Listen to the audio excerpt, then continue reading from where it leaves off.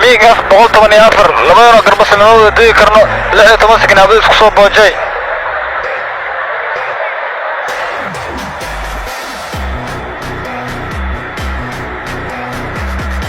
waxaa muuqata inuu mar kale dib u soo laabatay ama dib u dhisid ay ku socoto ciidamada xoogga dalka Soomaaliya ama Somali Air Force kuwaas oo ah ciidamada xoogga cirka dalka Soomaaliya. si ugu horeyn waxaa idin wada muuqaal aad dhammaantiin ku wada qancin doontaan kaas oo ah haddii mid uu daawado cadowgeena amxaarada Itoobiyaanka iyo Kenyaanku dhammaantood ay ka wada nixin doonaan oo ah mid aysan ku farxi doonin heerka ay Soomaaliya marayso ama wadada ay ku socoto xilligan. cadow walba oo Soomaaliya ay leedahayna waa uu ka nixi doonaa, qof walba oo Soomaaliyana waa uu ku farxi doonaa muuqaalkan. all station Alpha waxay ilaalinayaan waa hogaamiyaha koowaad ee ciidamada xirka dalka Soomaaliya Kabtan Cawaale. dhalinyaro waxay ilaalinayaan waxaana rajada iyo ibnaha iyo awoodda dalka iyo dadka iyo diinta Soomaaliyeed. waxaana u dhaaranay inaan difaacno dalka iyo dadka diinta Soomaaliyeed. miigaf 16 difaaca Soomaaliya waajibna saaran. macallimiinta soo turku waxay isku dayayaan inay madadaaliyaan laakiin yaa laga yeelin maanta trainingan aw tusno khadka iyo kilka Soomaalida ee leedahay.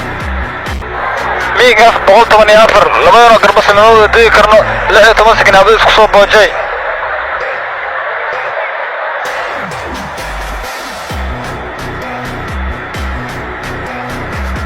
su-aashaada ugu weyn xilligan aad qabto ama aad isweydiinayso waxa ay tahay miyaan leenahay diyaaradahan ama see ku yeelanay diyaaradahan.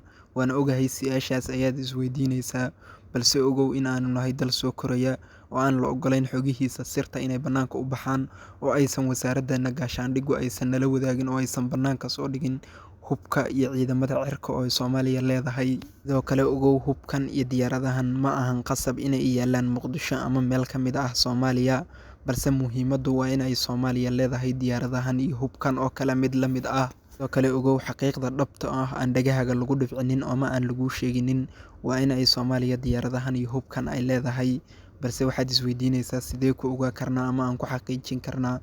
fiiri afka hore ee diyaaradan waxaa ku sawiran calanka Soomaaliya, taasna waxay ka dhigan tahay calanka diyaarad walba ku sawiran ama magaca ku qoran in laga leeyahay wadankaas. si fiicanna astaantan u fiiri. SAF waa astaanta calanka Soomaaliya. adduunka dowlad walba oo ciidamo cir leh waxa ay leedahay astaan u gooni ah. astaantanna waa midda u goonida ah ciidamada cirka ee Soomaaliya ay horey u lahaan jirtay.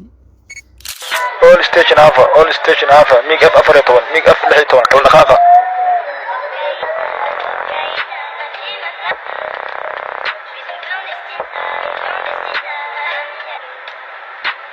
miigaf 16 Kabtan Cabdiraxmaan Maxamed jaawadi lixda ku guuleysatay. dhammaanteen waxaan ku leenahay hambalyo.